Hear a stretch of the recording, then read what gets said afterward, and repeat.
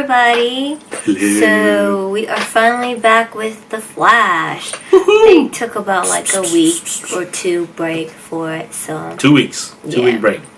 So you guys are getting this tonight, and because we are unavailable for the weekend, but we will go back and schedule with The Flash us reviewing The Flash on Saturday next week again. Definitely. Yeah. But yes, this one is The Flash Season 5, Episode 15, King Shark 15, guys. King Shark versus Gorilla Grodd. Big battle of a shark versus a gorilla. Yeah. So, what was this about, Ajishi? They were remembering. This episode is kind of a big episode. It's a key episode into the story of this season because the Flash team had finalized their first version of their Metacure serum, and they needed somebody to test it on, and so they found out that King Shark, who was under the watch of Argus, they're finding ways to communicate with him. And the members of the Flash team wanted to ask him if he wanted to use the metahuman cure so that he would become human again. Because, as you know, everybody, he was a human guy that got turned into a shark because of the dark matter from the particle accelerators. So, supposedly, based off of what the Flash team was told, King Shark didn't want to be a shark. He wanted to be a human again. And when the Flash team went to visit him, for whatever reason, he started going crazy. And he attacked them, and he ran away, and the Flash team had to go look for him. So what happens next?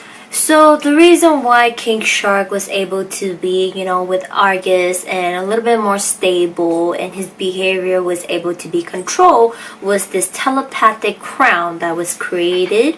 And it kind of works like Professor Xavier's little mind thing he puts on his head, if you guys have ever seen the X-Men movies. Yeah, I forgot the girl's name. Nobody cares. Yeah, but the girl that was working with him, that talking to him, she was from another Earth. Earth 2, to be exact. Her husband was the guy who plays King Shark when he's human. So she's now like trying to save him because that's her husband's doppelganger. And so she's able to communicate with him and work with him and everything. And it doesn't make sense why all of a sudden the crown doesn't work and King Shark doesn't want to talk to them. And they, said let's run it back to the Star Labs, and check it out and see what it is. And by doing so, they realized that something was interfering. Yes, something was sending waves that was causing King Shark to act up. Yeah. So they're kind of like, let's just go get him again and put the crown on him and bait him to come. Yes. So Cisco, Flash, and XS does go, and they have the metahuman cure with them. And as Cisco is trying to talk to King Shark is like going crazy. He's not paying attention. He grabs Cisco. He's about to eat Cisco. Venom style.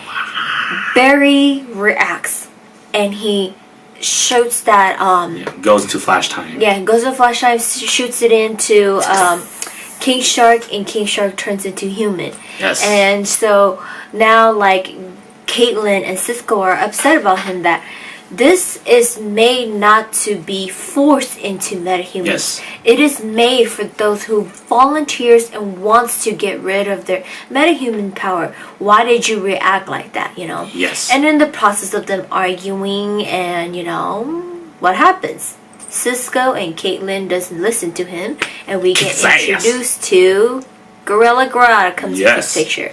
So he was the reason why the crown wasn't working. He was interfering with them, and he got into everybody's head and was manipulating them, and he took the crown. Yes. And by speaking to the scientist, whatever research lady who created the crown, she says, if Grodd is given this, he can control not one person, not just human or one person at a time. He can control the entire world. Yes. And so the whole idea of this brain, of how this mind thing works, is it sends like mind communication waves to allow you to communicate to others without directly speaking to them. So obviously you guys remember that's kind of like how Caitlyn and Killer Frost they communicate. Is they could put the little thingy on their head and they can talk to each other better, right? But they don't need it anymore. But for a Gorilla Grodd who has psychic abilities to be able to control humans, by putting it on his head, he's able to reach it. It increases his meta power ability to be able to reach everybody. Not only that, but it gets so powerful that he could permanently paralyze people and just control them forcibly on their body through his mind. So the members obviously have to go and stop Gorilla Grodd and take the crown away from him. But in order to do so that it doesn't affect them, they also have some prototypes or tests that they've made before. Yes. So they put it on Flash and XS and they go out there, but to stop him. But Grodd's too powerful at that point. Grodd's too powerful. With that amplifier, yeah. He completely just defeats them, like paralyzes them on the ground. Yeah. So that's when King Shark, which is Shay now, the human version, he's all like, in order to stop Gorilla Grodd, he has to go back to being King Shark. Yes. But they're like, with this meta-human cure, it has some side effect, but with just fixed, it would turn him to normal again. But if he chooses to go back to King Shark, they will never be able to reverse it again, and he will forever stay as King Shark. And he kind of has this attachment with the lady, but he's all like, this is what I have to do to save the world, Central City and everything. So I'm gonna go, but that does not stop us being together. Right. So the Flash team found out that the first version of the meta-human cure serum isn't strong enough to completely take away all meta powers.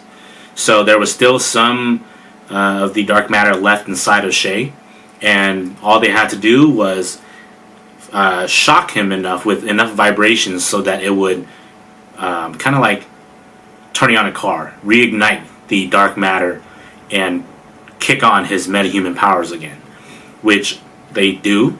And because obviously when he's King Shark, Gorilla Grodd can't control animals. He can't use his mind powers to forcibly control animals. So King Shark, who is part man, part animal, Gorilla Grodd can't control him.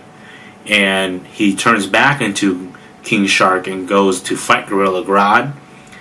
They duke it out in this ultra CGI battle, destroying a CGI Central City.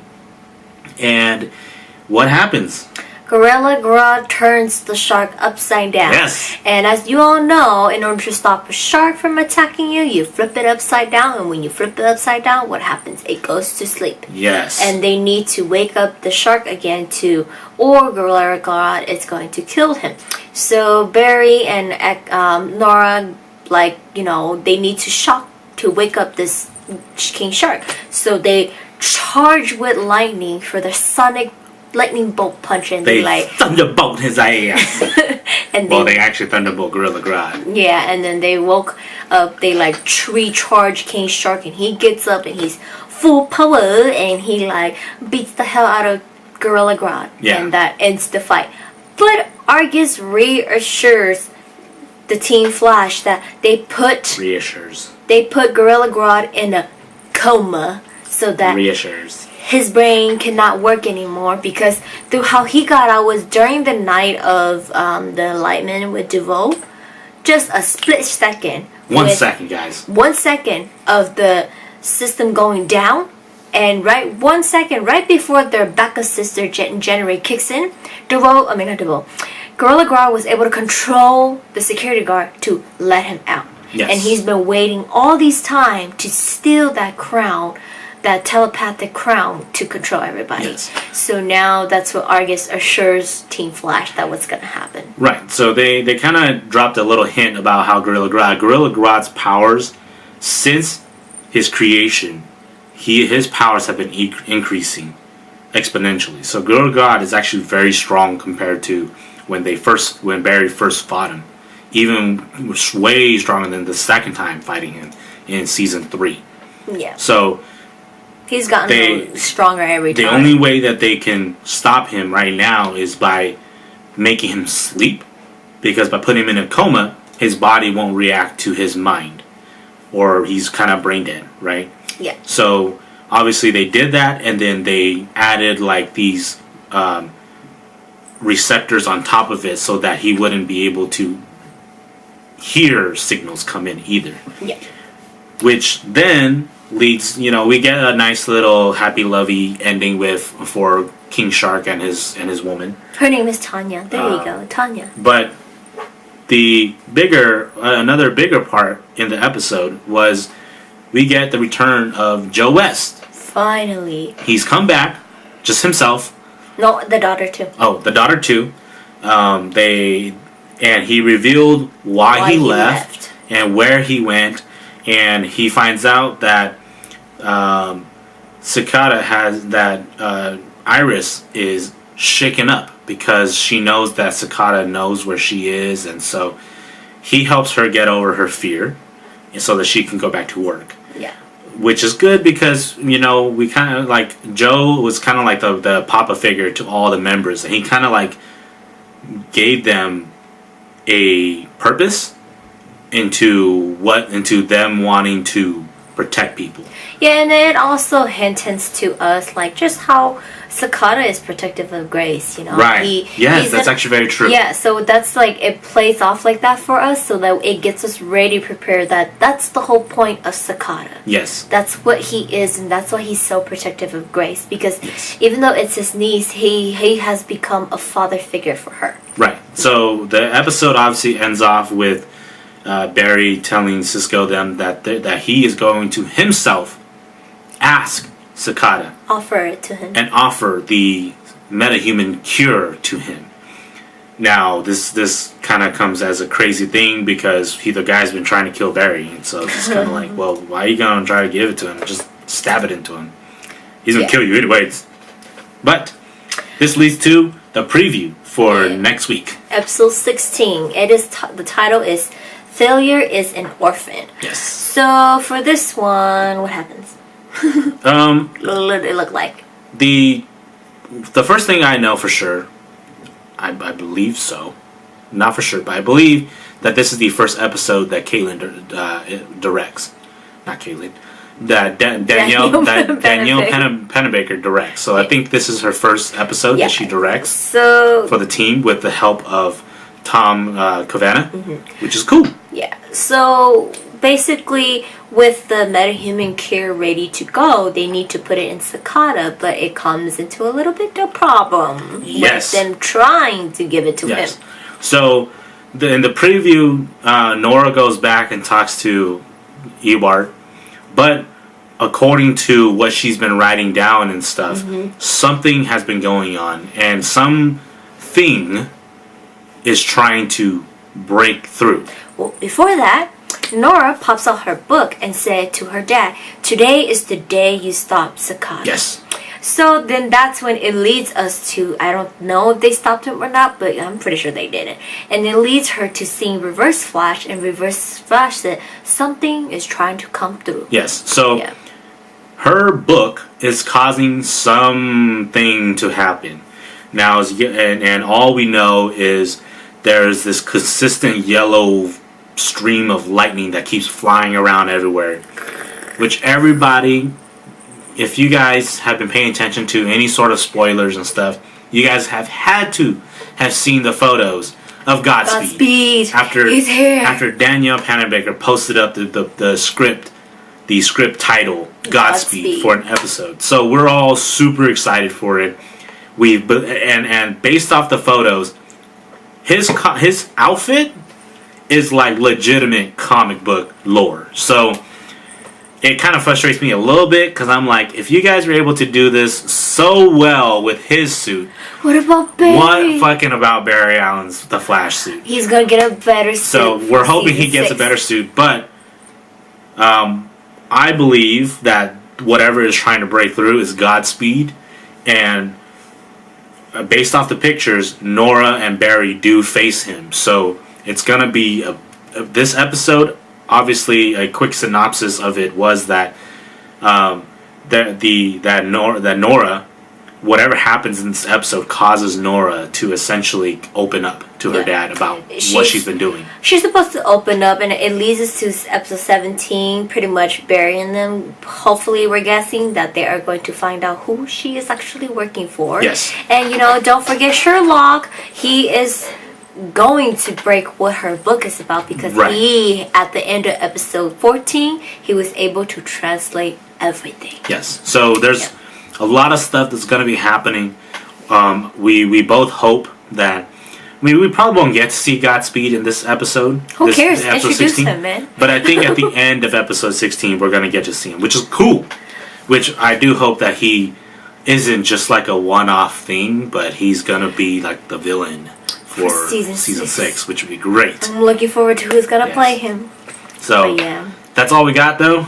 Yeah, so that is it for this week's Flash review, and you guys are getting it early. Yep. That does not mean you guys will be continue to getting them early. It's just we are crammed with everything, and we're just posting it early. But that is it. So much we love you guys. And that is it, and we will see you guys next week for episode 16, and it will be posted up next Saturday. All right? And that is it. We'll see you guys next time. See you guys. Bye-bye.